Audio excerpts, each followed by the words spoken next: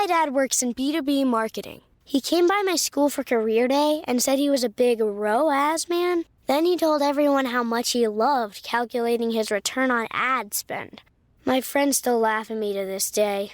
Not everyone gets B2B, but with LinkedIn, you'll be able to reach people who do. Get a $100 credit on your next ad campaign. Go to linkedin.com/campaign to claim your credit. That's linkedin.com/campaign. Terms and conditions apply. LinkedIn, the place to be, to be. Move your career further, faster in just 2 days with a Harvard Professional and Executive Development Program. Advance your leadership skills, craft smarter business strategies, build your network, and transform how you work and think to keep your career moving forward. You'll earn a certificate and can add Harvard to your resume with Harvard Professional and Executive Development. Learn more at professional.dce.harvard.edu/Spotify. Ryan Reynolds here for, I guess, my 100th Mint commercial. No, don't. I mean, honestly, when I started this, I thought I only have to do like 4 of these. I mean, it's unlimited premium wireless for $15 a month. How are there still people paying 2 or 3 times that much? I'm sorry, I shouldn't be victim blaming here. Give it a try at mintmobile.com/switch. Whenever you're ready.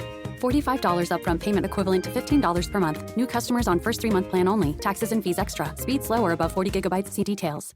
As Solstice draws near, the Inner Circle members do their best to mend their differences and keep an eye on what the future holds. When Feyre encounters losses that greatly exceed her own, they provide fresh perspective on past decisions and future choices. An unexpected guest brings questions that disturb Feyre's inner peace on her birthday, and after a legendary snowball fight, the Inner Circle come together to celebrate with presents and cake.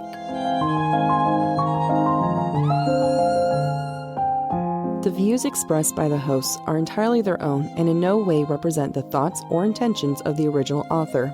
This podcast is a discussion shared to spark thought and conversation on characters and themes of this novel. Though the hosts speak mostly within the constraints of this book, series spoilers may be discussed with or without warning. Explicit language, as well as themes of sex, violence, abuse, death, and depression will recur throughout the podcast. Listener discretion is advised.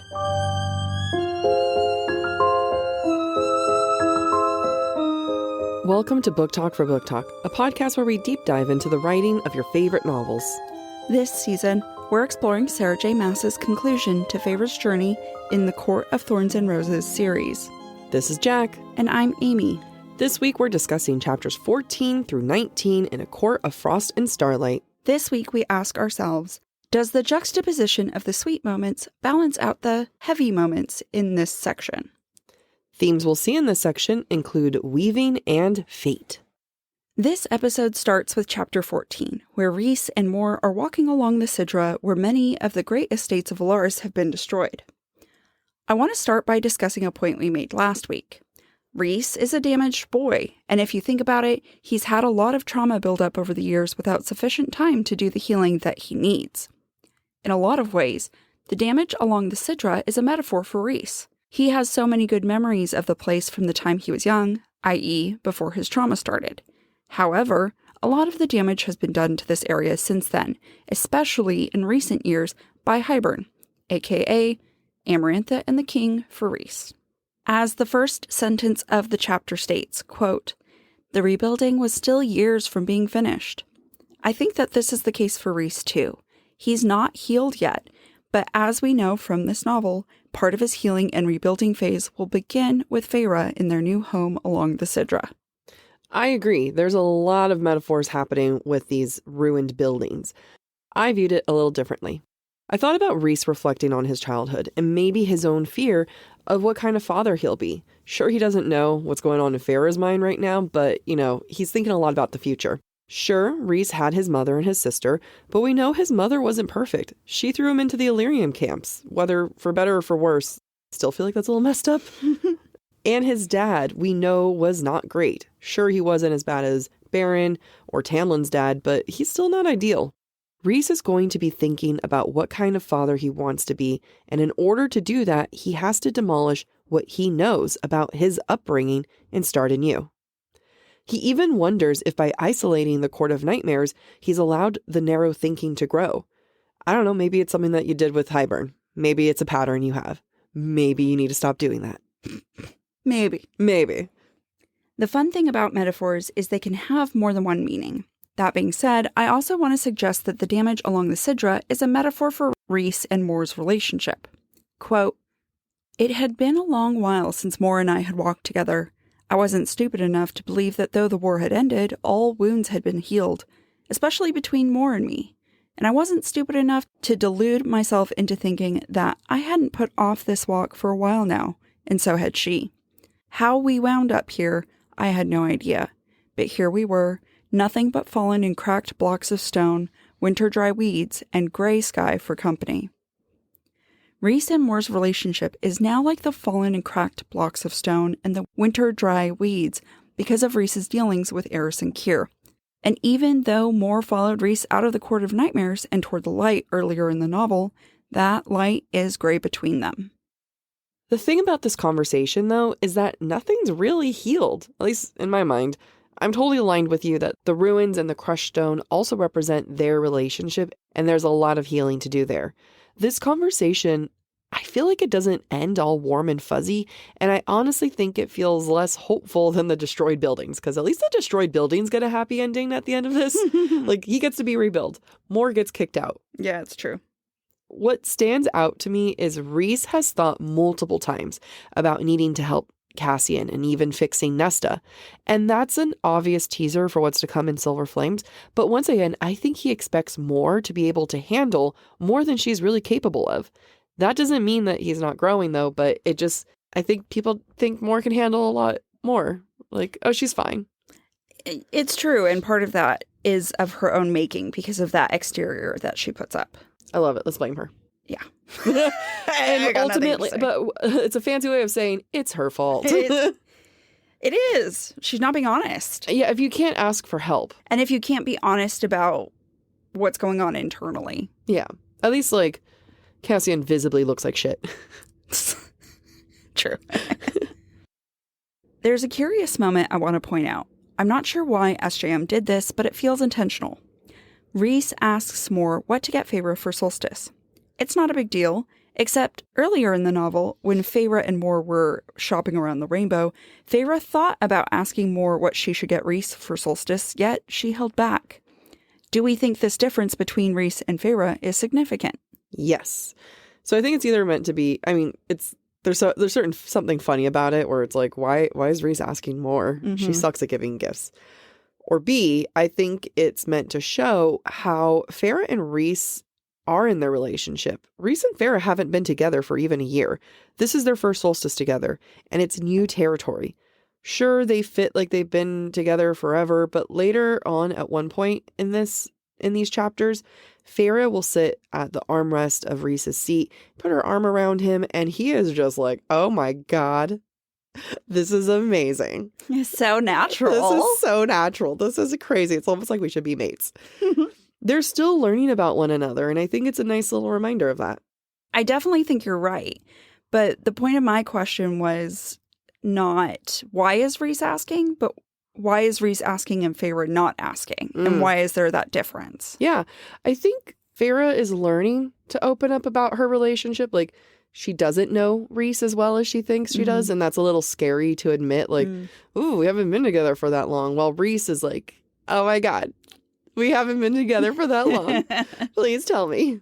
But I think that comes with old, like, wisdom. You know, like, it's almost like Feyre thinks that they need to be in a place in their relationship sooner than they actually are. And I think Rhys is just enjoying the process. Yeah, no, that's a great point. Feyre is, I mean, and she is young. She is a little naive. And it's, you're not expected to know everything about your mate after less than a year together when you're about to have 1,000 years together. Yeah. So, yeah, great point. Wow. It just really hit me, 1,000 years. Wow. I mean, it's said in this novel that Rhys's dad was 900 years old when he met Rhys's mother, who was 19. It's so cringy. I love where it's like, oh, you guys complain about Rhys and Feyre's age gap? I can make it worse. Let me double down. I respect it. Always double down. Rhys talks about how Mor is a terrible gift giver, as we mentioned. Mor gives Rhys hideous cufflinks, and she gives Cassian silk shirts every year. We also know she gives Azriel daggers he will never use. I want to suggest that Mor is a terrible gift giver because she doesn't really know herself. Her inability to give people something they might want or need reflects her inability to give herself what she really needs. Her mediocre life begets mediocre gifts. Does that mean because we get each other such amazing gifts? We have amazing lives? Yeah. Obviously. Is that how it works? That's how it works. I mean, we give great gifts. I'm hit or miss sometimes. Okay. Sometimes I give you great gifts. Sometimes I give you terrible gifts. Now I'm going to reflect on what point of your life it was.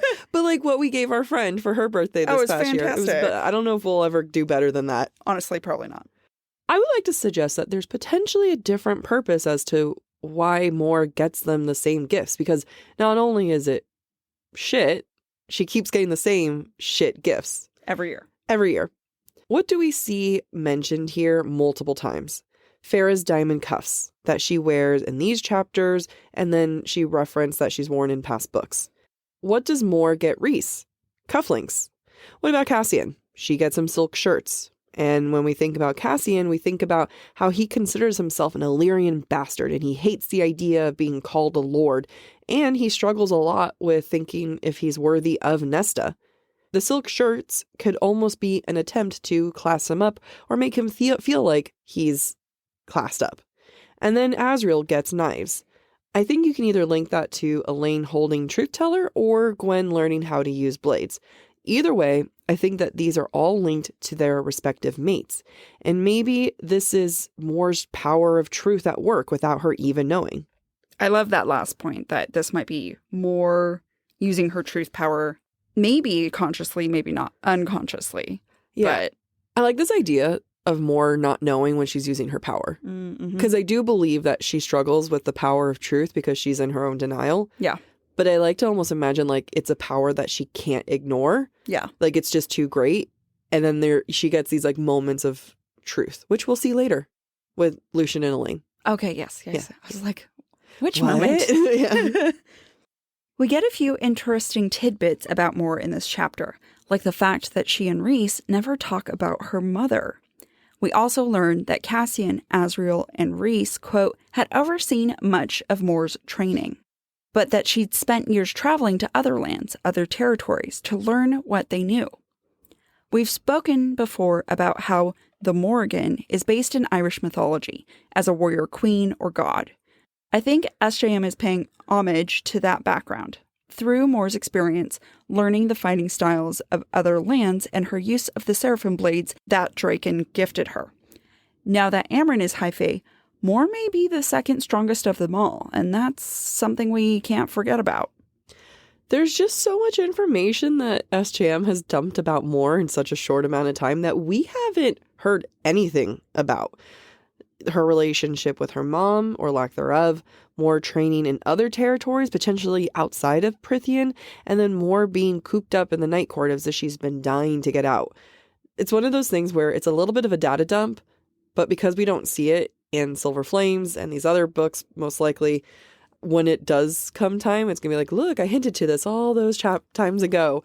When it's like, I feel like you're just dumping info. Yeah, when Jac and I were talking about this during prep, I was like, what? There were 2 other books before this. You could have given us some of this information. Mm-hmm. And Jac made the point that, like, well, SJM probably just figured out what she wants to do with Mor. Yeah. And started dumping the information to lay the clues. Yeah. It's just like, it just happens that the clues are neon signed. Yeah. They're just so obvious They're just after like, all this time. Yeah, exactly. Like, hey, all these things are going to happen later. I can't wait for them to happen one day. Oh, yeah. We know now her, more stories going to have to do outside of Prythian. Mm-hmm. We know that her mom's going to come into it. Mm-hmm. And, maybe her happy ending doesn't end in Prythian or in the Night Court. Maybe. Probably. At the end of the chapter, Rhys and Mor, quote, watched the ice floes drift down the Sidra towards the distant wild sea. We spoke last week about how the snow is a symbol of healing, and that's what I hope we're seeing right now for Mor and Rhys's relationship, but Jac has other thoughts. I'm such a pessimist with them. No, I think you're right, though. Yeah, I am hopeful because they don't walk away with a secret middle finger to one another. It just doesn't, SJM is just leaving it off for future books. So that means like it can't be completely resolved. And I struggle to believe that they're healed, obviously. I'm going to suggest that the ice floating down the Sidra actually represents something else. I'm going to go on a little journey to explain that. Rhys tells Mor that Keir is coming to the city and that he needs her to make peace in other lands and travel a bunch. Mor struggles, but tells Rhys that she trusts him. I'm not entirely convinced that she trusts him. Maybe she doesn't respect him or even agrees with him, but she's going to go along with it. Now, in the next chapter, we'll see Feyre's point of view, and she'll mention seeing thin crusts of ice drifting along the turquoise waters. Right after Rhys watches the ice, Mor asks about Keir and if he wins if she leaves, and Rhys tells her that's something she has to decide. Right before Feyre watches the ice, she's running from the studio and not wanting to deal with painting or buying the studio. I think this half-melted, broken pieces of ice heading to the sea represents that these characters are still running from something, not quite willing to stay there. That's a great point. I also had another thought, because the ice is drifting out to the wild sea. Mm-hmm. I think it goes back to something else you said, in that Mor's healing will not take place within Prythian. Her happy ending is not in Prythian. Yeah, I agree, because I didn't think about it, but I thought about it, but I agree with it, because her definition is going to the wild sea versus Feyre's going along the turquoise waters. Mm-hmm. So there's a little bit of peace implied, like she's still figuring it out, but it'll lead to peace. Mm-hmm. Like turquoise, tranquil. She thinks about the, summer court a bit, versus like what you were saying, Mor goes out to the wild sea. Yeah. She still has a lot of exploration and journey ahead of her. Like, what do we think about wild horses? Mm-hmm. What do we see her end with? Riding a horse. Baba, which is such a weird image to me. It is. I can't picture Faye on horses. Yet Tamlin did it all the time. It was weird. It was weird. It was weird then, it's weird now. In chapter 15, we find that Feyre continues to struggle to figure out what to give Rhys and other members of her family for Solstice. Quote, "Decadent. It felt decadent and selfish to shop, even if it was for the people I loved."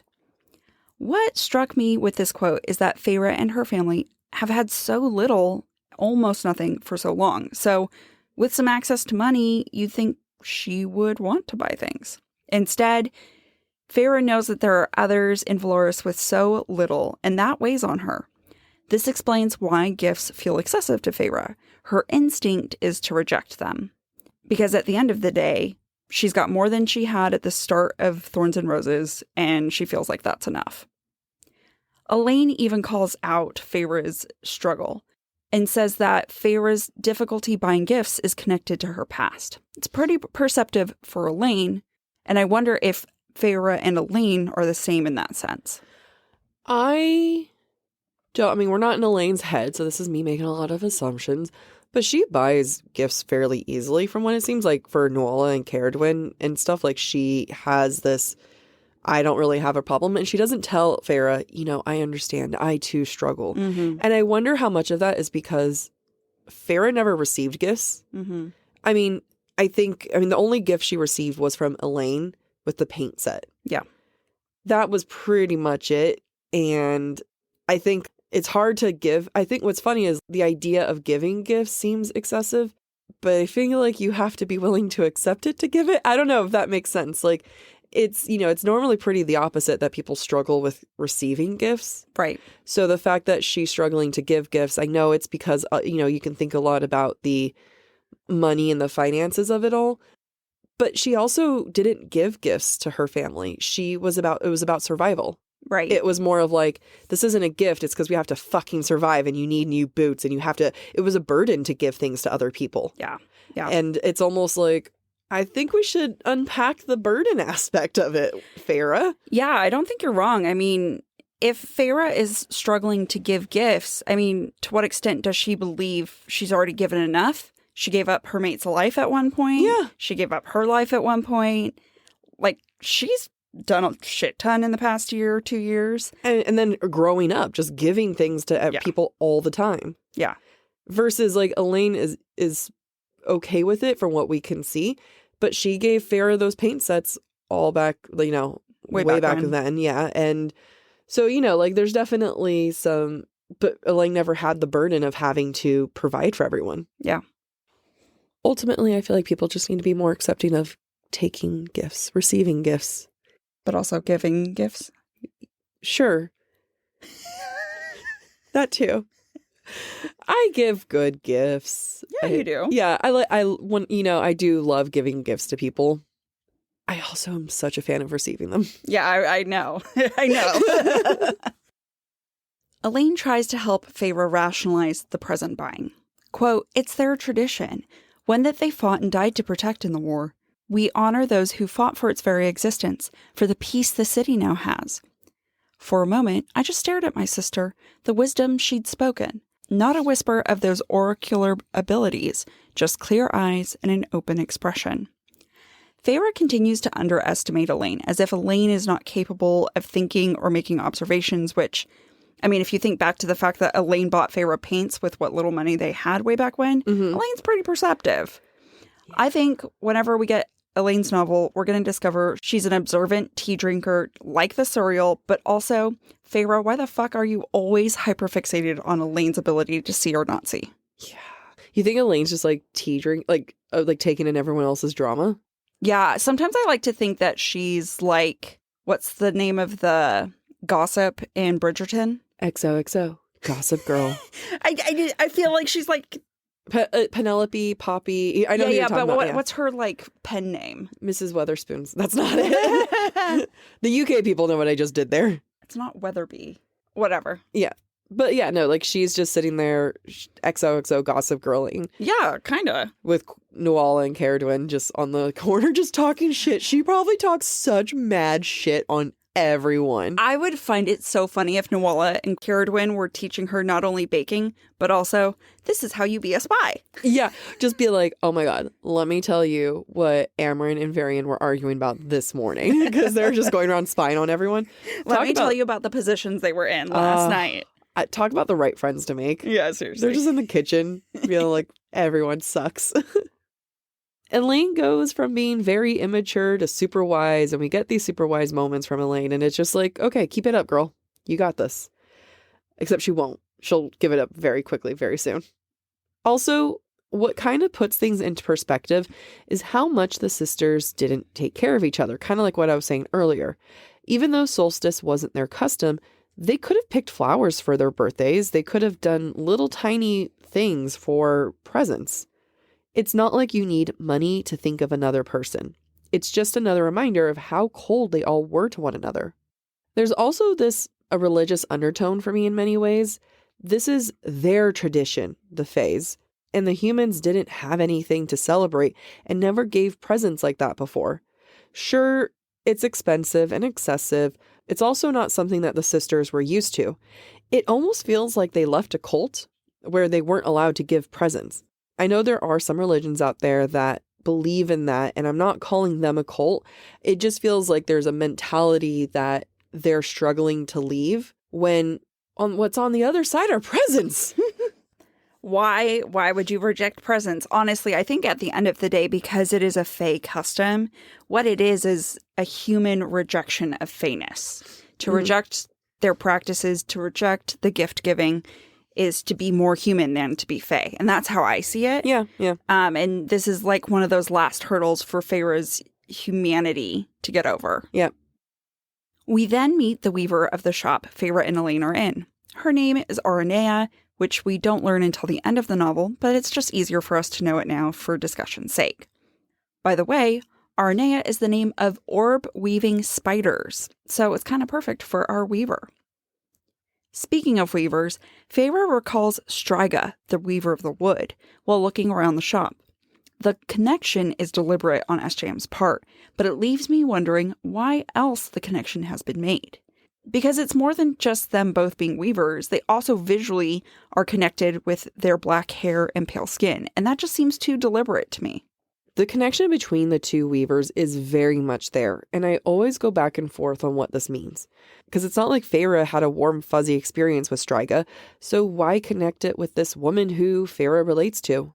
Well, when Feyre encountered Striga the first time, it was because she was looking for the engagement ring. Granted, she didn't know it was the engagement ring at the time, but in many ways it represents her earning Rhys and the start of her relationship with Rhys. Right now, Feyre is with Aranea, and she is leaving this experience also with a start with Rhys, a seed, a baby seed.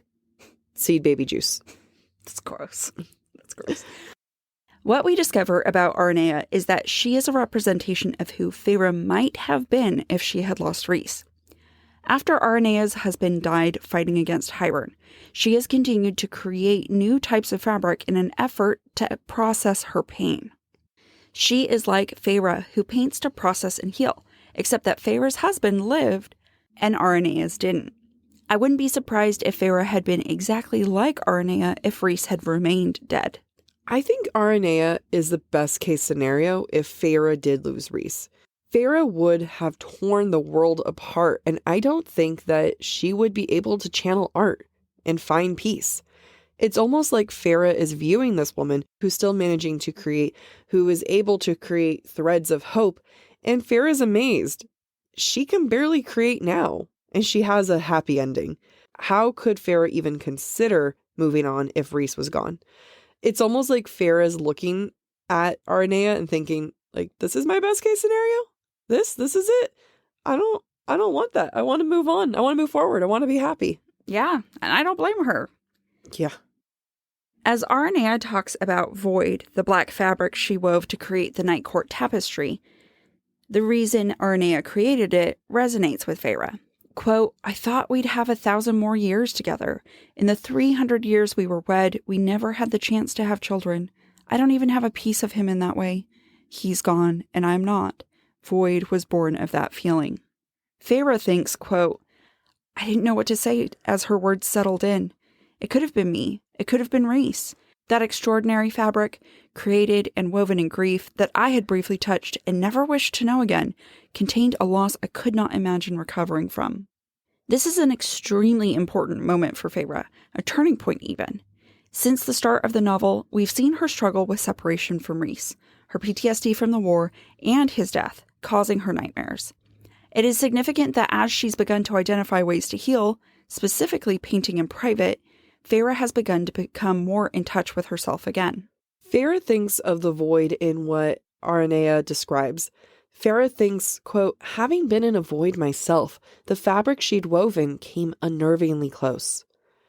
My mind goes to 100 places as to what Feyre is referencing.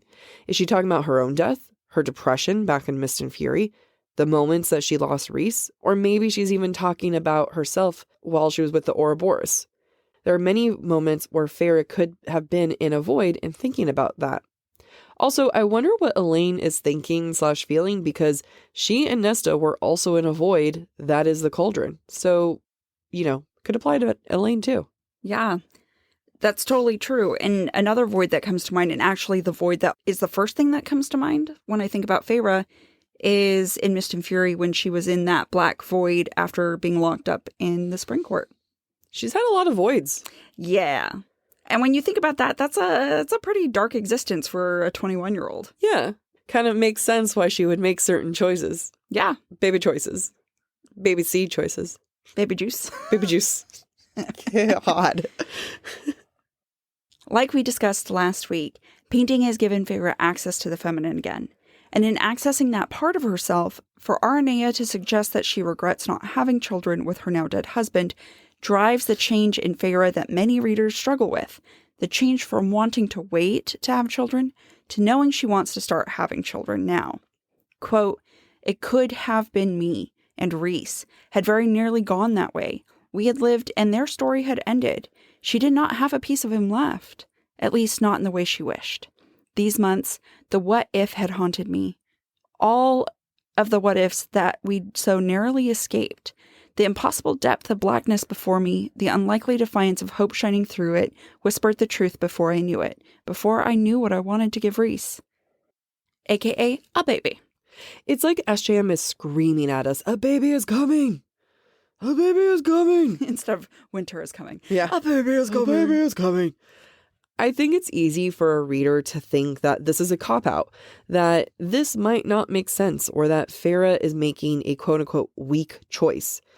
But this not only makes sense to Amy and I, but we're going to say why it might be empowering for Feyre to make this choice. Now, are we saying that you and I agree with this choice? Not necessarily. Are we even saying that we like this choice? No. I mean, I kind of like it, but I love a good baby trope. And I do not. But I think it makes sense in the context of the story and what Feyre's gone through. Yeah. I don't think it's because SJM was pregnant and wanted to write about a pregnant Feyre. That happy endings have to have a baby. I don't think that she believes that. I don't think so either. I think it just makes sense given Feyre and Rhys's experience. Yeah. And the love that they have for each other. Like, they both almost died so many times. Yeah. Why are they going to wait for another near-death experience? Like, right. And Feyre didn't know that it would happen so quickly. Right. You know, they thought it might take a little while. I saw this video today talking about how women who have babies after the age of 35, there's new evidence potentially showing that they live longer. And they are able to retain better memory, or they don't experience memory loss as much after menopause. Interesting. Yeah. Because the studies that talk about how, you know, geriatric pregnancies, like, after the age of 35, those were conducted in the early 1900s. So there aren't many modern studies of, like, why it might even be beneficial for women to have kids after 35. Makes sense. Yeah. Feyre didn't know those studies. No, she did not. No. They don't do those studies in Prithian. No. They could barely do a C-section. But they've got baseball. But they have baseball and horse racing and publishing companies. So let's think about the baby decision as a decision of power. Feyre has felt helpless to the what-ifs, specifically the what-if Rhys had died. By choosing to have a baby with Rhys now, during the tentative piece, Feyre finally gains control over the what-ifs. It's what Feyre feels is the necessary next step in her healing journey. It's the same reason Feyre chose to buy the tapestry, to remind herself of the darkness she's experienced and the hope that she still has that keeps her moving forward. I'm skipping ahead a bit, but this is emphasized by Feyre's thought later when she sees Rhys after painting at the studio. Quote, "We had been mated for less than a year. If things had not gone well during that final battle, how many regrets would have consumed me? I knew which ones would have hit the hardest, struck the deepest, knew which ones were in my power to change." I want to stress that Feyre choosing a kid, choosing a family, is not the weaker choice. Like we said, she has lived, died, been born in you, almost died, and there's a million other things that happen in between. And again, she's allowed to decide what to do. And the realization that not having a bit of Rhys to continue in this world, it's tragic to her. And I really do understand that. When you think about the fact that Feyre has discovered that her sisters and father aren't the only family she could have, that she could have friends and they could be her adopted family, and that she can start making her own family, it makes sense. I really do resonate with the whole adopted family thing. Your chosen family? Mm-hmm. Chosen family. I mean, I don't know. It's not too late. I can adopt you. I could be your mother. Sorry. Or your mom could adopt me. Yeah, one of these things. But like, I really, the chosen family really, it resonates. Feyre is grappling to understand this new maternal role that she's going to step into. And it makes sense that she would then have to go and start to paint right away, aka embrace the feminine. But maybe painting is going to evolve. Maybe painting is going to mean embracing the maternal, because painting is creation. That actually came from our friend / my roommate, Nicole. Yeah. The creation one. Yeah. Other thoughts are mine. I claim these. Yeah, I mean, but making a baby is creation. Painting is creation. They are one and the same.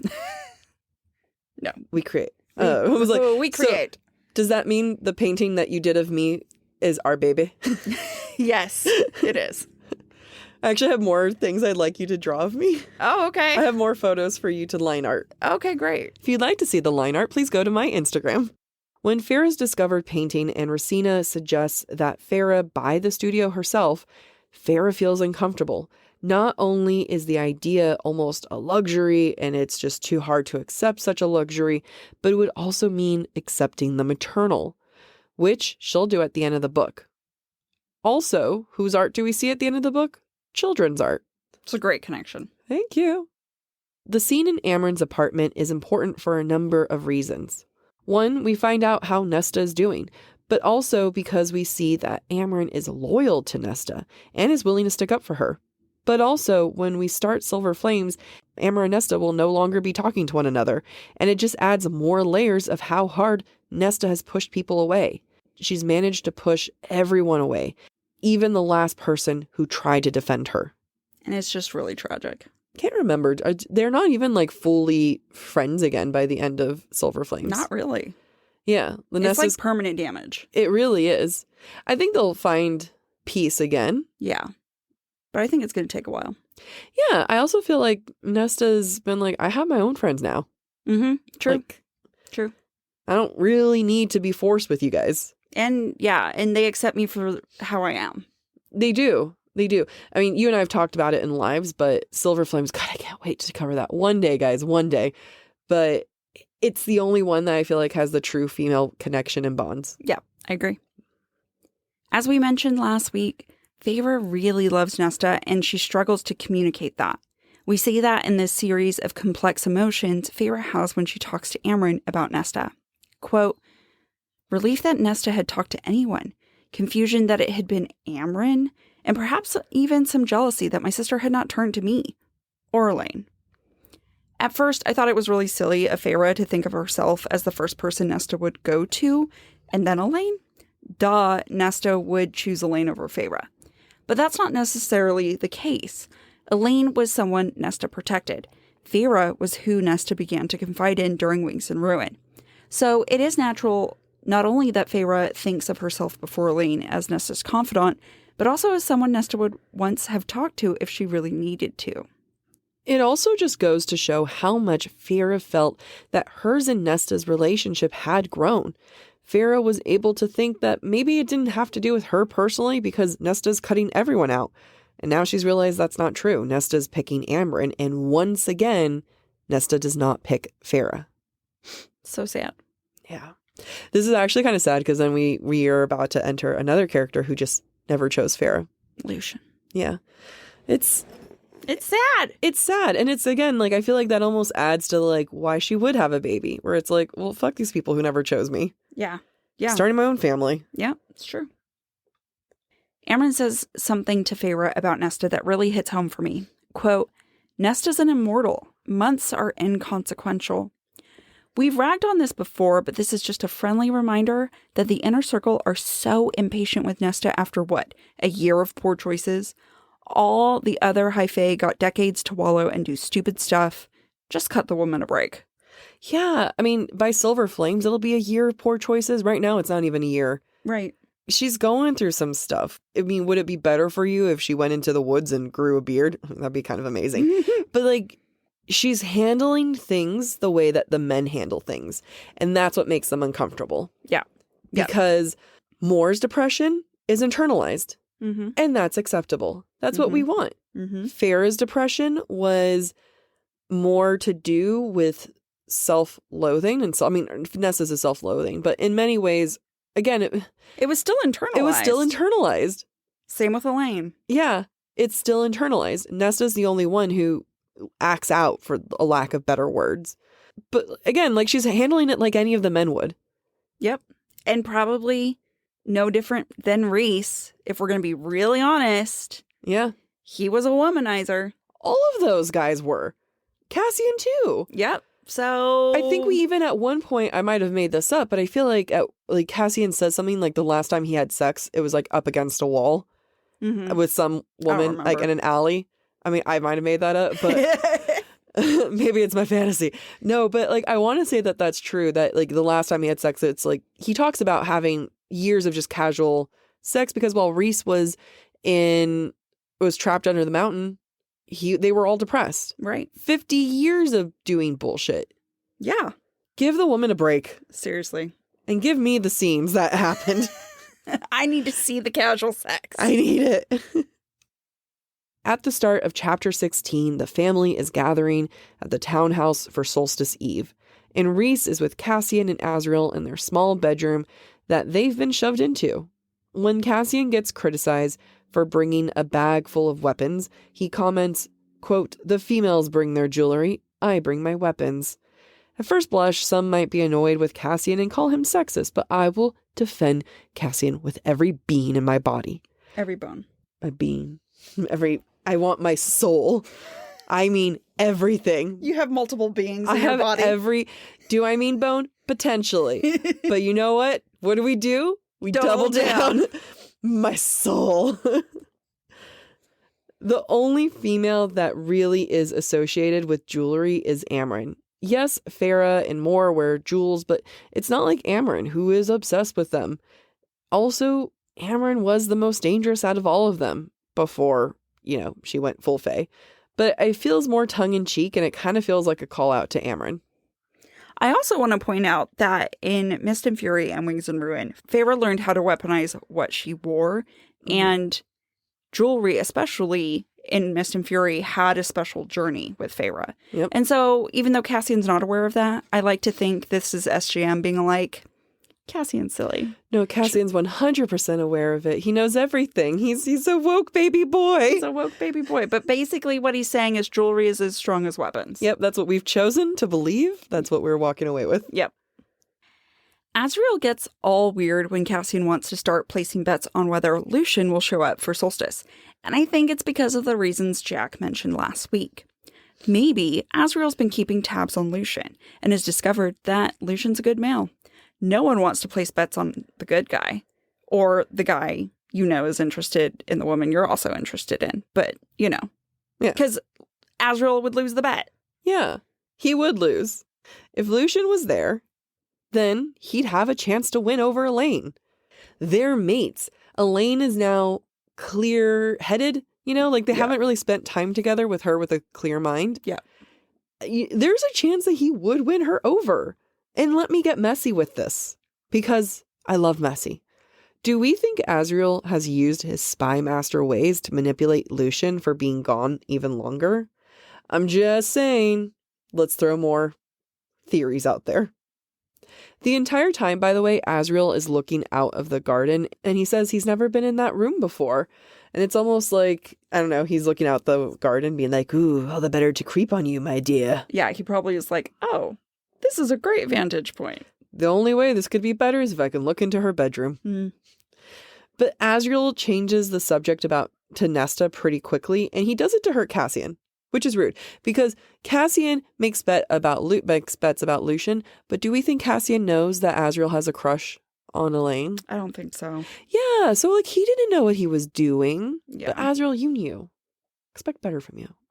Boys, expect better from all of you. There's something sad about Cassian saying that he doesn't need a house in Valaris and that he only needs a room. To me, it shows that he's lonely, and the idea of going home alone would only show that he's not with his mate. Because obviously Cassian knows Nesta's his mate. They don't almost die with one another and have it not click into place. I actually don't remember when it clicks into place for them. For her, it clicks into place, I think, after they have sex. I mean, I don't think we ever see it click into place. It's just her admitting it. Yeah. Yeah. I don't know. Like when they have sex, she glows. Right. But I don't think that's them. I don't think that's it clicking into place necessarily. Mm-hmm. I think it's just that, first time mysterious afterglow that we just have no idea what it means. But I think he's known. Mm-hmm. Mm-hmm. I'm going to make a suggestion that may be controversial. So we know from last week that Rhys and Azriel know more trouble is brewing in the Illyrian camps, and that they're going to withhold that information from Cassian until after Solstice so that Cassian can enjoy the holiday. We see Rhys kind of struggle with that here. Quote, "After all Cassian had been putting up with these months, and long before it, my brother deserved a break, at least for a few days." Now here's my controversial statement. Although it pales in comparison, Rhys is demonstrating here what he will do with Feyre in Silver Flames. Though the time period is short and the knowledge doesn't alter things that much for Cassian, At the end of the day, Rhys is withholding information because he's decided that he knows what's best for Cassian. Rhys has done this before throughout the series, like when he withheld information about the mating bond from Feyre, and when Rhys withheld his plans about Amarantha from his friends before he went under the mountain. At the end of the day, Rhys withholding information about the health of Feyre and her baby will be no different than all of those examples. I love that. Like, it's SJM building up Rhys's character and following a pattern. I mean, is she even really building up? She's already built it. The pattern is there. Yeah, the pattern is there. So it makes sense that you add a baby, you add Feyre's life being in danger, you add all these other things. He's going to take it way too far. That's just who he is. Yep. It's not evil Rhys. And add the factor that he'll die if Feyre dies. Yeah. He's like, hey, we all die. She dies, we're all fucked here. Fall has officially started here in Los Angeles, and that means we finally get to do fall activities. I have been counting down the days for when I can go to pumpkin patches, maybe even hit up an apple orchard, and I get to do all of it looking super cute in my Quince boyfriend sweater. This weather is perfect for my dark academia vibes, and I'm so excited to bust out my washable silk blouse because you know I'm going to be taking pictures. Quince is known for their Mongolian cashmere sweaters from $50. And that's not all. Quince has so many other amazing things on their website. All of those items are priced 50 to 80% less than similar brands. That includes leather jackets, cotton cardigans, soft denim. Like, my entire fall wardrobe is genuinely turning into Quince wardrobe. By partnering directly with top factories and cutting out the cost of the middleman, we get savings as the customer. One of my favorite parts about Quince is the fact that they only work with factories that use safe, ethical, and responsible manufacturing practices. And they still manage to get premium fabrics and finishes for that, luxury feeling for every item that they have. Get cozy in Quince's high-quality wardrobe essentials.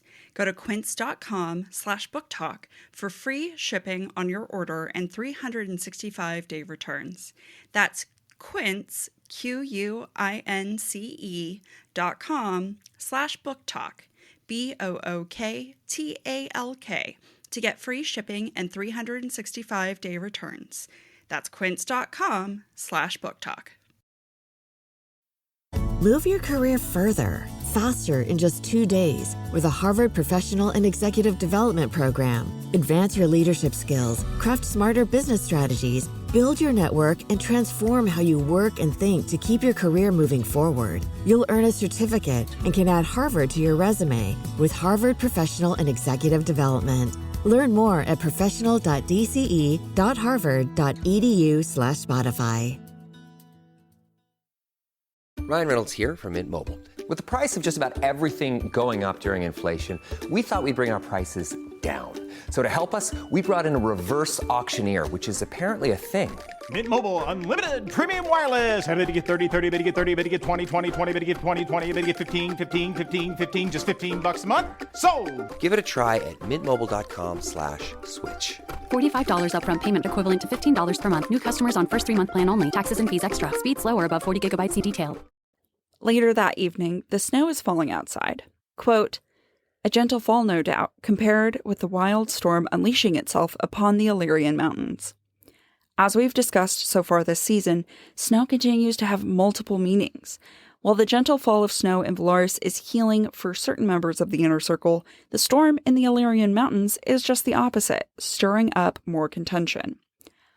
Before we end this chapter, I just want to point one more thing out about Mor and Elaine. During the dinner earlier in the week, which we discussed last episode, Mor kissed Elaine on both cheeks as she walked by. I think it was called like a smacking kiss. Like that. It's a very European hello. But now, here on Solstice Eve, when Elaine walks into the room, Mor, quote, was instantly on her feet, offering, insisting on wine. Is Mor sweet on Elaine? Because I certainly think so. I love this idea. I mean, will it play out? Who knows? But we can dream. Elaine needs a white shoes romance Amen. Book. Amen. So I want to kind of go back a little bit to this whole Rhys dying thing and Feyre dying, because you're just saying, like, he's concerned about his own life. And I think if Feyre dies, like, I think he wants to die for sure. Right. So I don't think he's concerned as much about his life. And then I was thinking why he would extra not be concerned about his own life. Because I was like, if they don't have a kid, who gets the power? It'd be Mor. Mm-hmm. Right? Because they're cousins and it goes to family and she's the most powerful. And her family used to be in charge. Yeah. So I think there would almost be like a layer of no wonder he'd be okay dying because he'd know it'd go to Mor.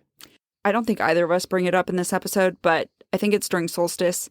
Rhys gives a toast like to the blessed darkness from whence we came and to which we'll return or something like that. And it made me wonder if he's like Buffy, which we talked about last week, of just like, to have stayed dead. Yeah. It was so peaceful. Those were the good old days. Those few minutes. Yeah. Yeah, but I've always like wondered where like he's done so much to sacrifice for his lands. Mm-hmm.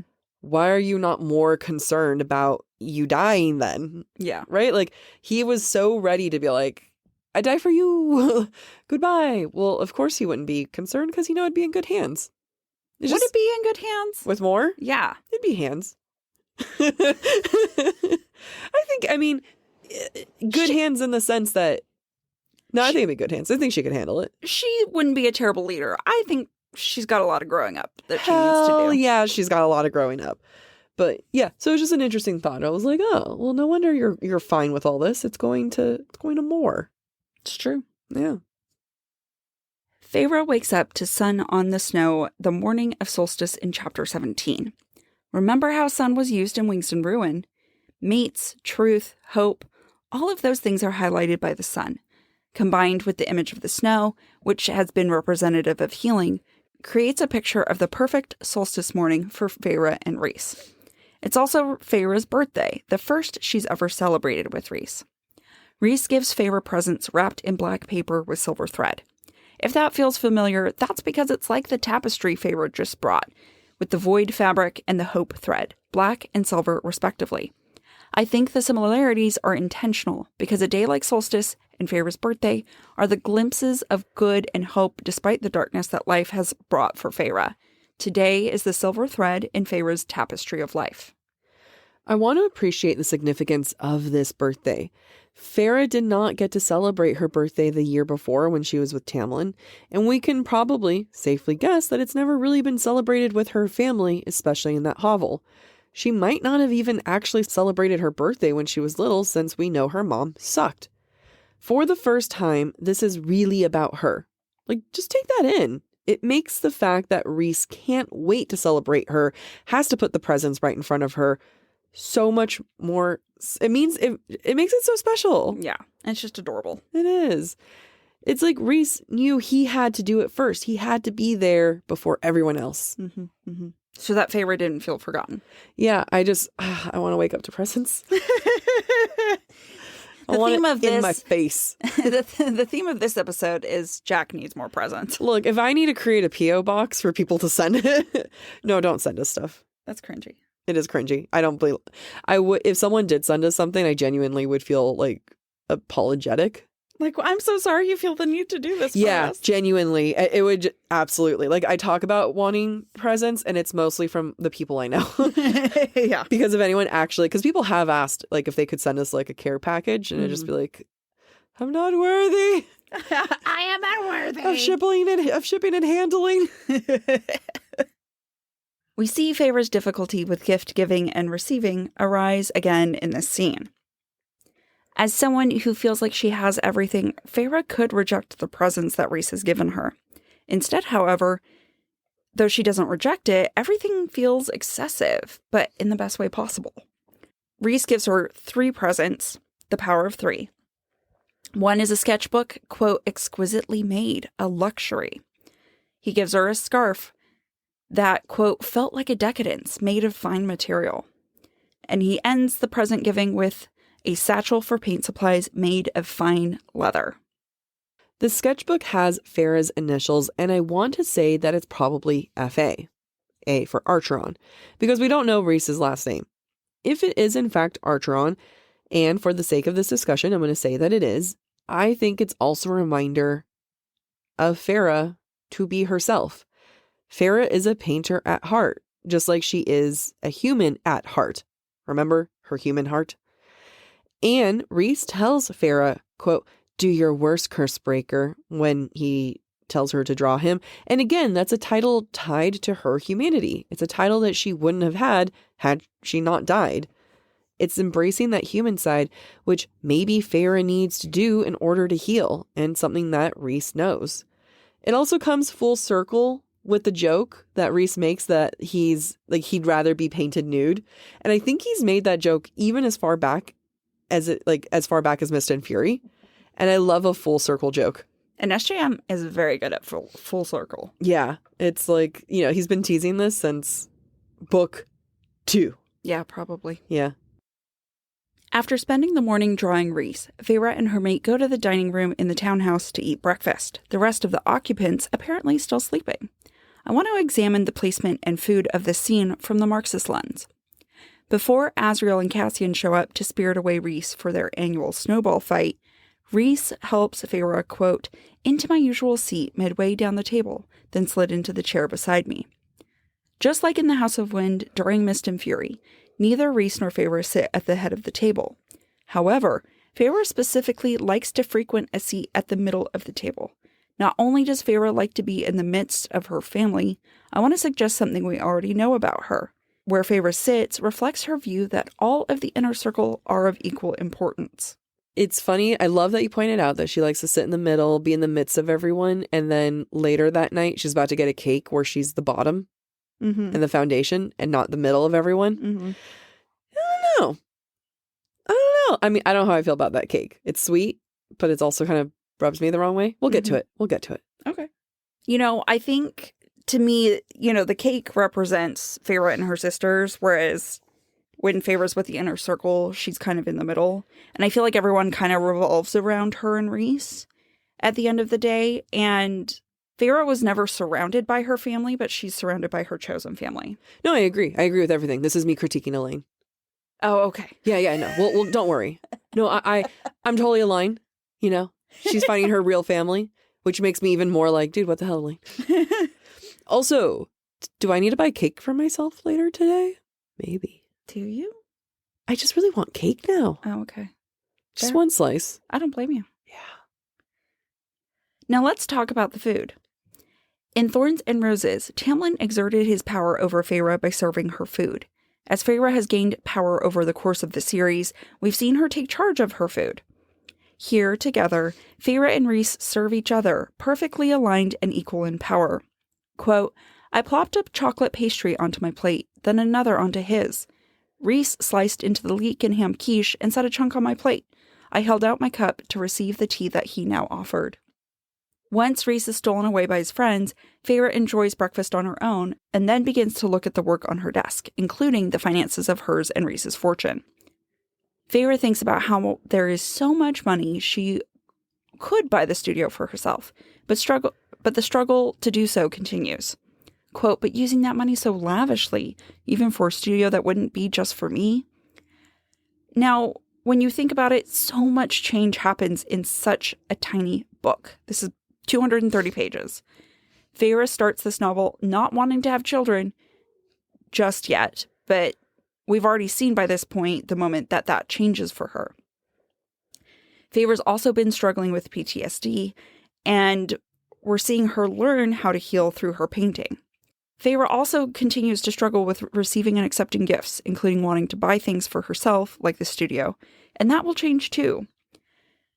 We'll discuss the reasons for that change next week, but SJM accomplishes a lot in such a small book. Yeah. And there's also nothing that makes you accept money or, spending money than a kid. Because you want the best for them, right? Like, it goes from like, I can't spend anything to like, but this is the nice stroller. This is, I don't say that because I have kids. I say that because I've been surrounded by tons of people who've had kids where all of a sudden, especially the oldest that they have, it turns into like, okay, but maybe I do get the nice one. Maybe I do all these things. I do get the fancy non-chemical things. I feel like I would really accept wealth pretty easily. I don't doubt that. I feel like I could work through my issues real fast.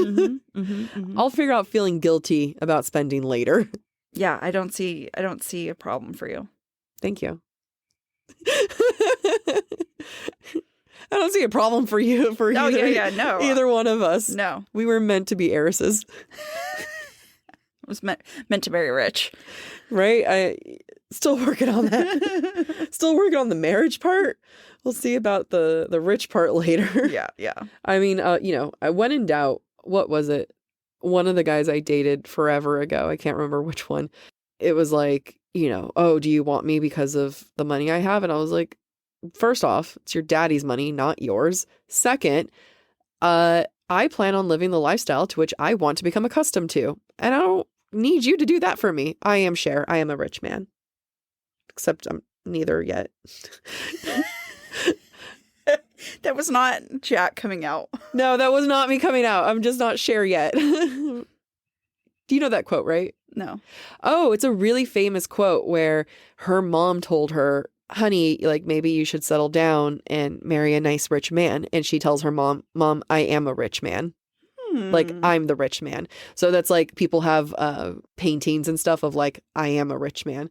So that's what I mean. Like, I'm not both. I'm not Cher or the rich part yet. But like, I think we should all have that energy of Cher being a rich man. Yeah. Love it. Back to fantasy. back to Prythian. Elaine and Feyre find each other as the day progresses, during which Feyre samples one of Elaine's tarts. Quote, I bit in without hesitation and let out a hum of pleasure. Elaine beamed. I think Elaine's happiness is more than just the superficial kind. I wonder if Elaine feels happiness that she provided delicious food for Feyre after years of Feyre being the one to provide food for Elaine. Elaine has never felt like Feyre's older sister. I think we have listeners say that to us all the time. But Elaine is Feyre's older sister too, just like Nesta, and making food for Feyre feels like a step toward Elaine reclaiming that title. But at the same time, Feyre thinks about how much she and Rhys are paying for Nuala and Caradwyn to cook during the holiday. And then in the same thought, she thinks about like how it's worth it, especially since for all that they've done for Elaine. And it feels so transactional. Like they're paying for a friend / babysitter for Elaine. And I know that's not what it is. I know Elaine is actually friends with them, but Feyre does see the transactional side of it. Yeah, she does. She's like Rhys. It's very Rhys. Elaine and Feyre receive an unexpected guest in Chapter 18. Though Elaine wants it to be Nesta, it actually turns out to be Lucien. Do you think Elaine's ever wanted to move out? Everyone at one point has expressed, I want to be on my own. I don't want to burden you. I don't want to be here. Yeah. Elaine is the only one who's never been offered a salary. She could if she wanted. True. She's probably, I think Elaine is Elaine in the sense that... Wow, we're using Rhys logic here? Yeah. No, just in the sense that, like, she doted on her father. So who's the new father figure? Rhys and Feyre. Yeah. I was just thinking about, like, when they move from the townhouse to their fancy home. She goes with him. And that feels very, Elaine needs to learn independence, and she's not there yet. Yeah, and I think she could definitely be like, oh, I'm here to help for the baby and stuff, and which I'm sure she will. But it really, like, it just kind of struck me of like, wow, she's the only character that's been like, hey, like, I'll be down the road. I'm gonna do my own thing. She's always struck me as very codependent. Yeah. She's like a serial monogamist, but for her family. Yeah. Ooh. I bet someone out there felt that in their bones. It was me in my 20s. Yeah. So I get it. I get it too. Yeah. When I say someone, I meant my bones. Me. No, but I'm sure there's a listener that's like, oh shit. But I think you're right. Like, she's a serial monogamist for her family. Yeah. I love that. And Grayson was her only way out, and that's why she mourns Grayson. Yeah. But even then, it was like to move on with someone else. Like, and to take care of his family. Yeah. Even though Feyre moved in with Rhys right away, there was still a fair amount of independence. Like, you know what? She was taking care of her house and her family before Tamlin. Yeah. So I don't think she needed that, like, I'm going to live on my own moment. Yeah. Nesta lives on her own. Yeah. I'm just saying. Anyway, back to the scene. Lucien has the worst timing. when it comes to Elaine. Like, Elaine goes running to the door, being like, it's my sister. She's like, oh no, it's my mate. Biggest letdown of the century for Elaine. Oh, poor me. It's my sexy ass mate with sexy thunder thighs, right? Like, oh, woe is me. Luscious red hair. Let me go sulk about it. A sexy scar. Sexy scar and a sexy golden eye thingy can address you. I don't know what it can do, but I'm sure it can address you. Lucien sits by the fire, and with the glow of the fire, it casts red and gold onto him. It's clearly a reminder to his link to the Autumn Court as well as the Day Court. He's clearly meant to be linked with light and warmth, while Daddy Azzy is darkness and cold. When their book comes out, I bet those are going to be the themes that we're going to have to keep an eye out for. One thing I'll say about Lucien, you could argue that he's a better emissary to the humans than Feyre or Nesta ever were. You okay? I agree. Oh, okay. I didn't know if you were yawning. I'm agreeing and yawning. Feyre and Nesta arguably did nothing but fail when they served in this role. And at least, Lucien's spending time with the humans in the human lands. He has done so much more to be an emissary for them than those two ever did. Like, they sucked so much at being emissaries. Feyre being an emissary is laughable. Yeah. Like, her time there. And keep in mind, Lucien's had to deal with Grayson. Mm-hmm. He's an emissary to his mate's ex-fiance. Mm-hmm. Phew. I foot in your direction. Foot to you? Foot to you? When Lucien and Feyre talk about all the time he's spending with Jorian and Vassa in the human lands, they both get snippy. Lucien doesn't want charity, basically, Feyre's money and clothing and living with them. But Feyre wants her friend close by despite his duties as emissary. Feyre goes so far as to say, quote, "It seems like you've decided to fall in with two people without homes of their own as well." That's a low blow, and Feyre should know better. She struggled with home and belonging in Mist and Fury, and it's curious why she gets so savage here. It's a bitter reminder that Lucien has never chosen Feyre. He's the closest thing that she had to a friend initially, and he's never supported her or chose her in a way that mattered. And it just reminds me of season 1 when we were constantly like, he's a shit friend. I stand by what we said. Yeah, I mean, and is it understandable? Yes. It is understandable. We do still sympathize with Lucien. He still deserves the world. But when it comes to Feyre and Lucien, there's just too much history. There's too much history. Oh, there really is too much history. And it's Tamlin. It's Tamlin. And not just Tamlin, it's Tamlin and Feyre's betrayal. Yeah. Because he, like Lucien points out, she made it so that he can't even go back to the Spring Court, even if Tamlin allowed him to. Right, because everyone associates Lucien with Feyre now. Yeah, like they've had the worst timing of friendship, and it's, Feyre's bitter of that, of like, great, here's another time that you don't want to be friends with me. You're willing to be friends with those two humans, but you were never willing to be friends with me. And it happens right after Nesta didn't choose her either. You know what I mean? It's just like a series of people that she feels like she's been there for who continue to not choose her. Yep. I agree. And I think what we're really seeing is that Feyre's feeling rejected by the only friend she has outside the inner circle. And so she's retaliating. Of all the people in the world, Lucien's the one who can come closest to understanding what Feyre went through in the Spring Court. So between Lucien visiting Tamlin and now his refusal to stay in Velaris and prioritizing spending more time with the humans, it must really sting Feyre's pride.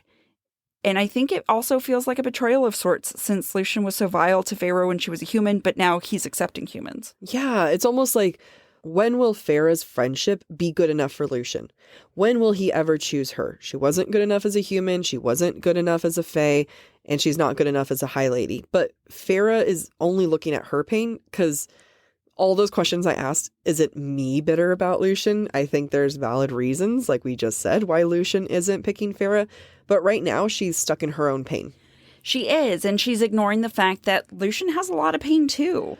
Yeah. He's been rejected by his best friend Tamlin. He's been banished from 2 homes, the Autumn Court and Spring Court.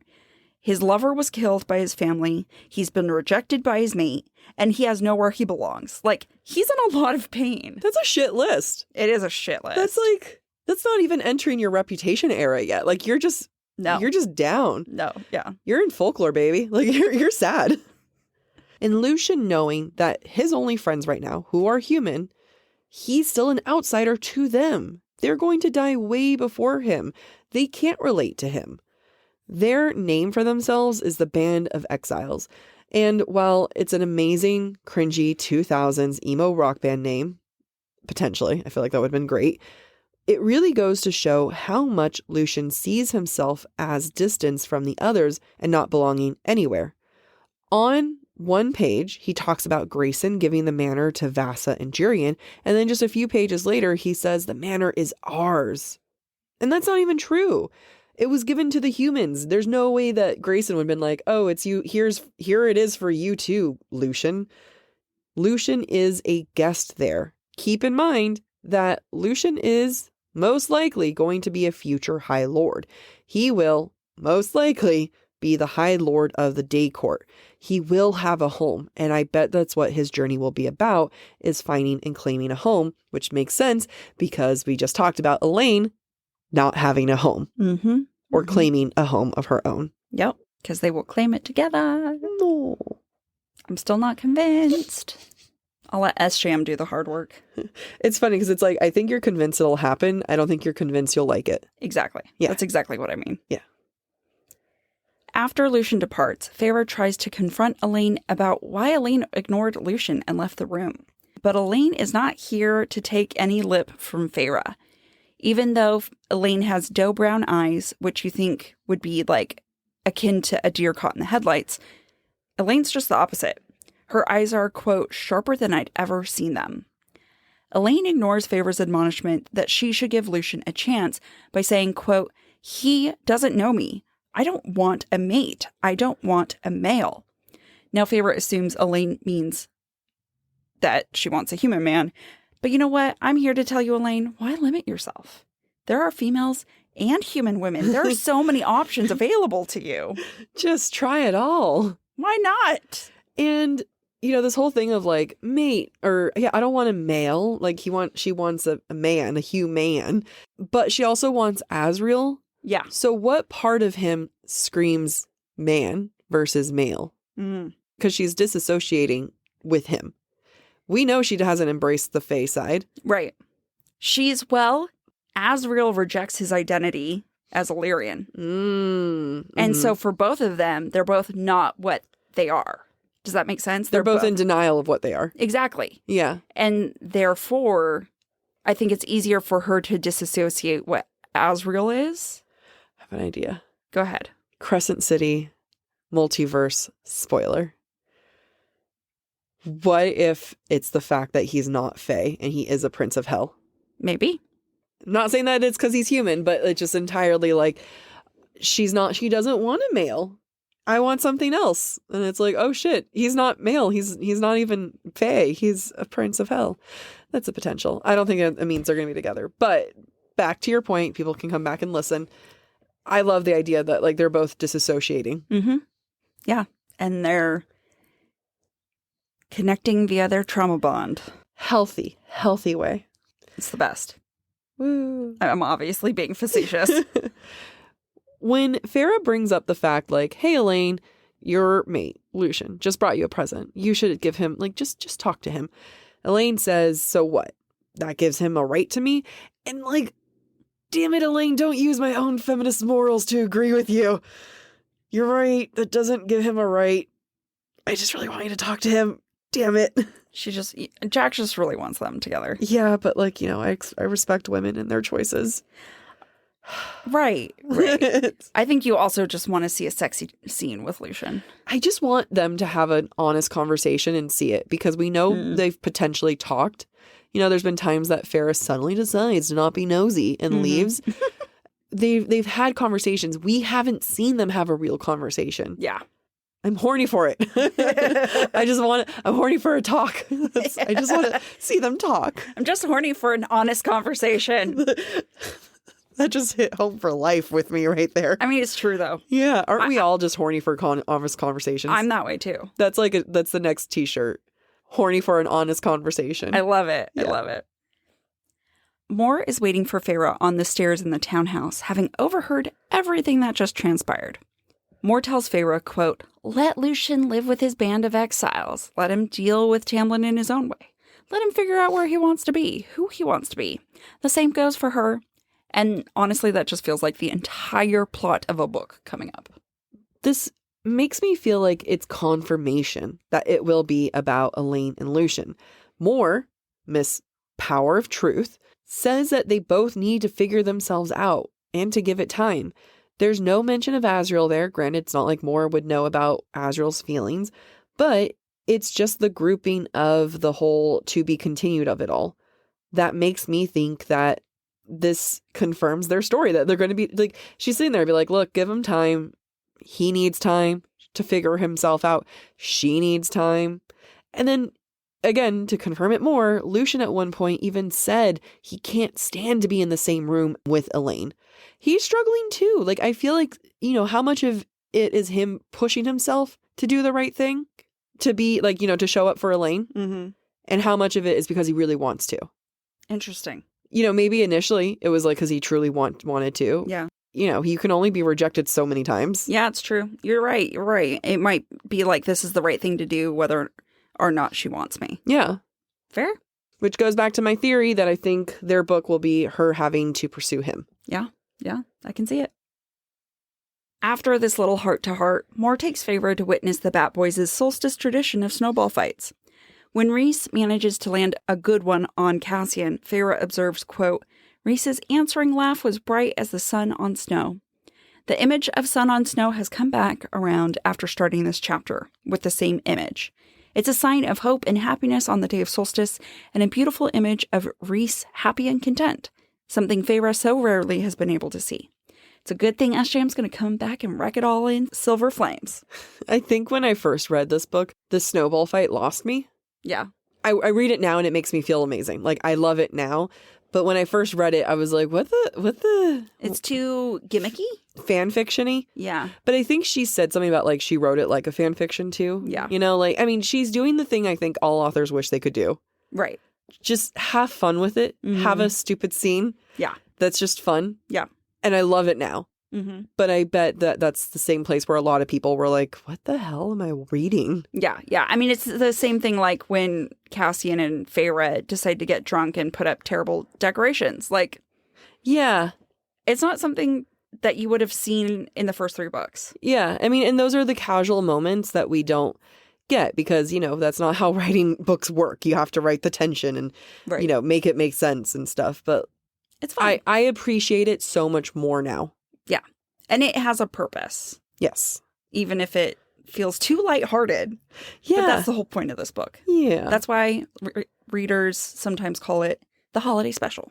I love it. That's why we're doing it in the summer. Woo! Christmas in July, folks. Woo! For those who don't know, that was like what they did on Cartoon Network when we were kids. Yeah. But I'm just excited because this actually is coming out in July, too. I know. Yeah. I know. We did it on purpose, guys. The way that I call it tripping upstairs, like you land on your feet, like you kind of trip upstairs, but you're still okay. Yeah. That's what I feel like we do sometimes a lot. Oh, a lot. Yeah. In chapter 19, after the snowball fight, the Bat Boys go to sweat in the Birkin, while Feyre and Moore hang out in the cabin. Feyre and Rhys repeat their playful exchange about having multiple partners in the bedroom that began in Wings and Ruin. Like, Rhys is just out here tempting Feyre. Hey, interested in taking a look? Yes, I am. There's room for one more. Yes, there is. I'm always eager to learn what sparks your interest. Go in there, you fucking dumb fuck. Go. You go in that room. You march over there. There are 3 naked Illyrians who would welcome you with open arms. More would leave. You know what I mean? Like, just slow, like, just Or she march. would join. Her cousin is in there. That's true. I would, and Azriel's there. True. And Cassian. No, they Moore don't would watch. No. No. She has no interest. Feyre, once again, is a woman who has no vision. No drive. No drive. Talk about a woman who lacks drive there. But Feyre could never have a foursome with them for obvious reasons, because Cassian is Nessa's maid and Elaine and Azriel, like plot-wise it wouldn't make sense, but like a girl can dream. In me, I am that girl. The messy fourth Archeron sister who's like, fuck all of you, I don't care. I would be. I'll take all your husbands. Right? The messy fourth Archeron sister who makes a comeback. Hey guys, I'm here and she walks in. I'm sitting there with them like, hello, sister. You were too slow. I called dibs. I somehow managed to tune in with the radio frequency to your conversation and realize what was happening in here and rushed. I widowed my ass across. Now, from a power perspective, we know that there's power in healing in sex for Feyre and Rhys. And on this glorious day where there's so much happiness and hope for the future, I'm not surprised that Rhys risks the ire of his friends by gaining an erection in order to think dirty thoughts with Feyre. It's part of their healing journey, and it's an important mood to strike when Feyre is in the mindset for baby making, even if Rhys doesn't know it. Because what if Rhys had been like, rejected that playfulness or the sexy thoughts? First of all, it seems impossible for him to do that, but also it would throw Feyre off if that's what he did, and she needs all the encouragement she can get right now. Being rejected sexually, even by like no. I was one time, moderately turned down. And it led to me, it was my first boyfriend, and it led to me like in a heap of tears where I was like. Because he wasn't in the mood. Yeah. It was like, I've been rejected. It's me. I'm the problem.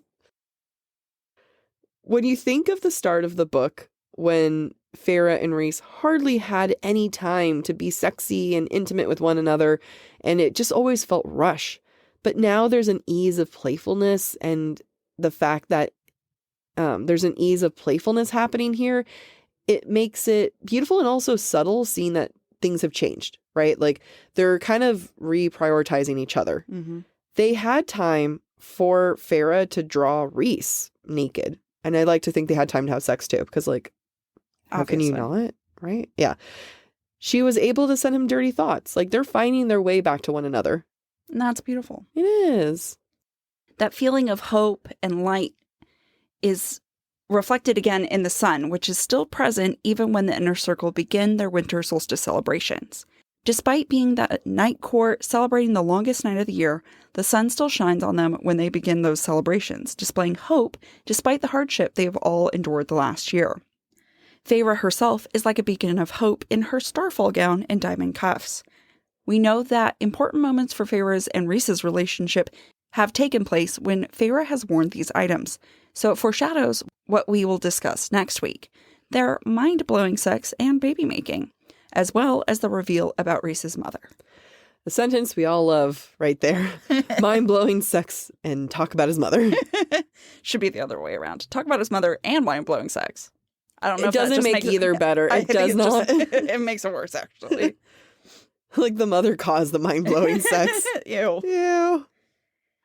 As evening falls, Feyre studies the night sky, a contrast to the Elaine who used to stand at the library windows in Wings and Ruin and watch the sun.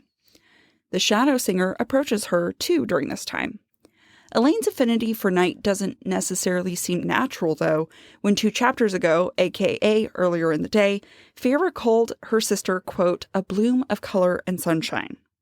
Azriel is the first to go to Elaine and talk to her, and it feels a little forced in my mind. And then, you know, like you made a point, like she's associated with color and blooming and sunshine. And then the cake comes out and we see that it's decorated with light, you know, and Feyre's decorated with darkness. It's a reminder that Elaine is not linked to the night and darkness. That is not who she is. I also want to point out, quote, the Shadow Singer was clad in a black jacket and pants similar to Rhysand's. Not too long ago, Azriel was picking lint off of himself, just like Rhys. Almost like he's trying to be Rhys, trying to be mates with one of the Archeron sisters, forcing a connection. Yeah, you're right. He is. And that's what he does. He tried to force a connection with Moore, try to force a connection with Elaine, and my money is on that he will have a natural connection with Gwen, because it's probably already happening. I just want an anthology of all his sexcapades with random people. I think That would be great. Wow. Wow. That's the fan fiction I need. My mind just got blown. You know what? I want that from romance authors too, of just like all the sexcapades we didn't see. Yeah, I agree. You're a genius. Thank you. Just want you to know that. Thank you. You're a visionary. I do want to talk about Elaine in the context of Feyre's birthday cake. Elaine explains that Feyre's tear is on the bottom of the cake because, quote, "You're the foundation, the one who lifts us. You always have been." If that's Elaine's reasoning, then here's my reason for Elaine's tear being on the top. Elaine is at the top because her sisters put her on a pedestal, and I don't think it's one she necessarily wants to be on. Yeah, and, okay, so I've been trying to figure out why this rubbed me the wrong way, and I think I finally cracked the code in my head. So Elaine did it in the order that Feyre did, right? When she painted it on the dresser. Right? Elaine was on top, Nesta, then Feyre. Elaine, goes through this whole effort, helps bake this cake, in the order that was there. She's like, Feyre, we put you at the bottom because you hold us all up. You're the foundation. Or maybe you did it because Feyre painted it that way. And when Feyre painted it that way, she felt like she was the least important. Yeah. And it's kind of bullshit that Feyre had to be the foundation, had to be the support for all of them. Yeah. I don't think it's a happy reminder of that. Like, when I see this and I see I think it's sweet what she did, the three things. And I don't think it's the like having to follow up with like, because you're the foundation, you lift us all up. It's like, give her a break. Yeah, I don't know that Elaine meant it maliciously. No, I'm not saying that she did. It just shows her ignorance. I think with all three sisters, they continue, and this is the case with all families, you perpetuate the cycle. Yeah. And the narrative. Yeah, because she changed the narrative of the order. She could have. I know, I think she did change the narrative. She changed it from like, you're the foundation because you support us, versus when Feyre drew it, she probably thought that she was the bottom. Right. She's trying to change the narrative, but she's not really by keeping Feyre at the bottom is what I'm trying to say. Yeah, I see what you're saying. Yeah, agreed. The theme of weaving comes back into play as Feyre blows out her birthday candles and makes her wish. And it reminds me a lot of the quote from Rhys at the start of the novel. Quote, "I truly knew what I wanted to wish for, as if the threads of the weaver's tapestry finally revealed the design they formed to make." Let's talk about the significance of this. In episode 1, we discussed how Rhys used the same imagery, tying threads. It implies he had a hand in bringing Cassian and Nesta together in Silver Flames. Now, Feyre is thinking of having babies, threads also being used as imagery to show that this is the path fate had in store. Between Cassian and then Nesta and then Feyre's pregnancy, not only is this huge foreshadowing for Silver Flame's pot, but I also want to suggest it's also SJM hinting at how fate has some messy things in store and that these concepts are all tied together, unbeknownst to Feyre and Rhys. Towards the end of this chapter, we see Cassian and Mor play up their fake relationship when he gives her a red negligee that Mor asked for. I'm personally glad Nesta's not there to witness this, but also, who's Mor wearing it for? Maybe it's Vivian's sister when Mor goes to the Winter Court. And then my third thought, it's also so cruel to open that in front of Azriel. Yeah, it was not great. I mean, if Nesta was there, if I was Nesta, I would have lost my shit with it. Oh yeah, absolutely. I feel like it shows that Cassian knows that Mor prefers women. Mm-hmm. Think of Randall buying any of us lingerie. That's no. Mm-mm. Mm-mm-mm. No. Nope. Your face right now is even just shutting down. Even if I ask for it. Nope. You don't ask your male friend to buy you stuff. No. Like that. No. And I'm sure on some level Mor did it to rub it in Azriel's face. Because when she can find a way to hurt him, boy, will she. Why not? Cassian jokes that he also got Rhys a negligee, and Elaine laughs at that, much to Feyre's surprise. I do love that we get little moments like this where we see Elaine coming out of her shell, even if she's resistant to the process, and I just hope we see more of it in the future. Agreed. Let's get into some breadcrumbs. Spoilers for Multiverse. In chapter 16, Rhys, when talking to Cassian about getting his own place in Velaris, quote, I chuckled but held in my retort, my suggestion that he might want a place of his own. Soon. Not that anything was happening on that front, not anytime soon. Nesta had made it clear enough she had no interest in Cassian, not even in being in the same room as him. I knew why. I'd seen it happen, had felt that way plenty.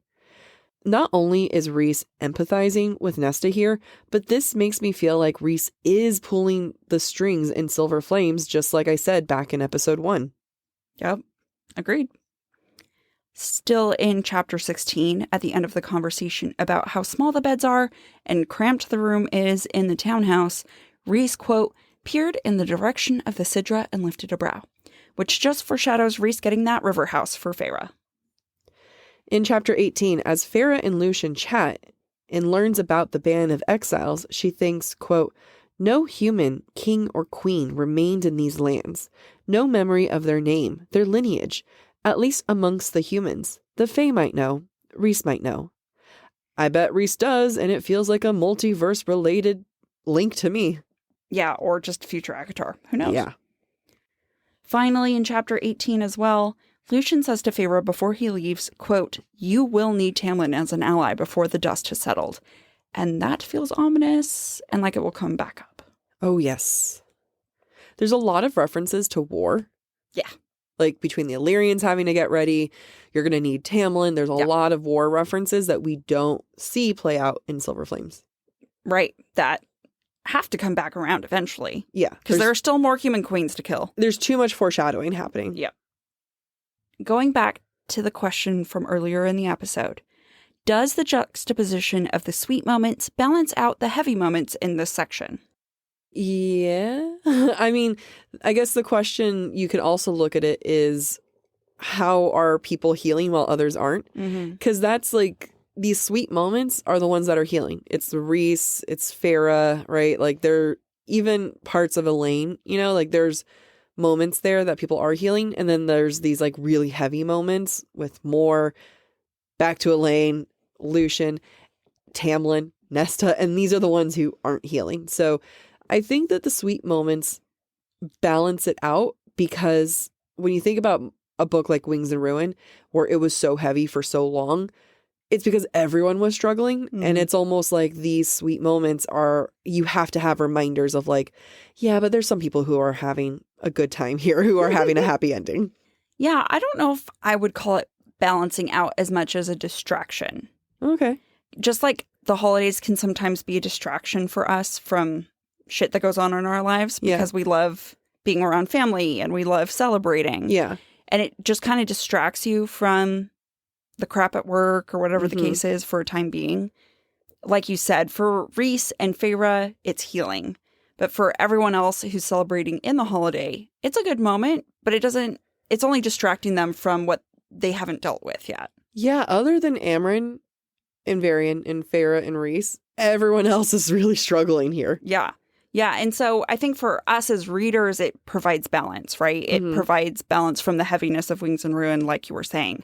But for the characters themselves, I think it's I'll drink tonight and then deal with the problems tomorrow. Yeah. And I mean, and the problems of tomorrow is Silver Flames. Right. I mean, it's like really SJM having fun with this because she talked about writing this and enjoying it and having fun, but also having to get us ready for Silver Flames, which is not a fun book. Yeah. Yeah, it's true. It's true. And in that way, Frost and Starlight is balancing out the heaviness of Wings of Ruin and Silver Flames. Yeah. I just want to point out, when we say it's not a fun book, doesn't mean we don't love the shit out of it. Oh, we love it so much. It's just like, you know, it's not warm, fuzzy feelings. It's not snowball fights. No. And drunken decorating. It's holding the bed frame and really heavy talks and stuff.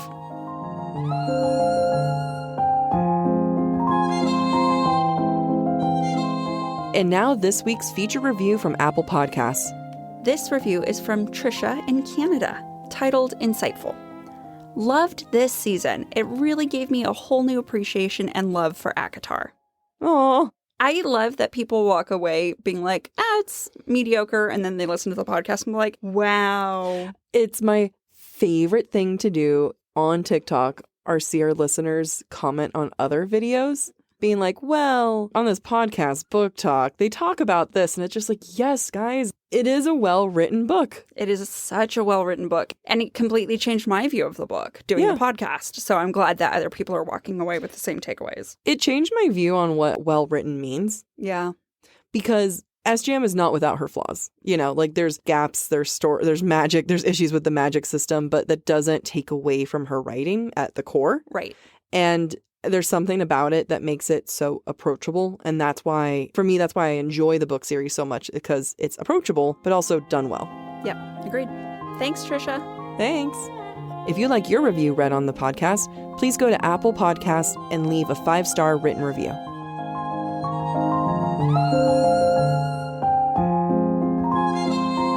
Thank you for listening to this week's episode of Book Talk for Book Talk. We encourage you to rate and subscribe to our show on your preferred podcast listening platform.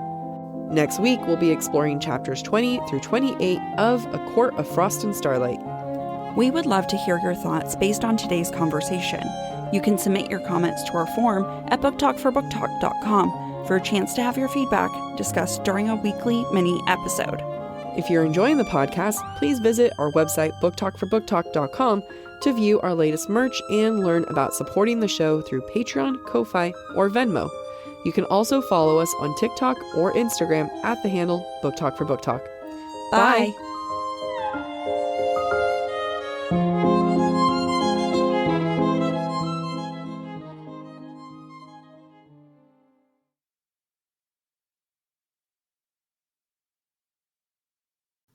Fall has officially started here in Los Angeles, and that means we finally get to do fall activities.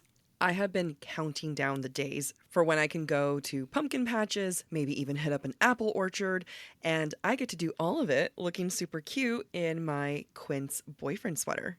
This weather is perfect for my dark academia vibes, and I'm so excited to bust out my washable silk blouse because you know I'm going to be taking pictures.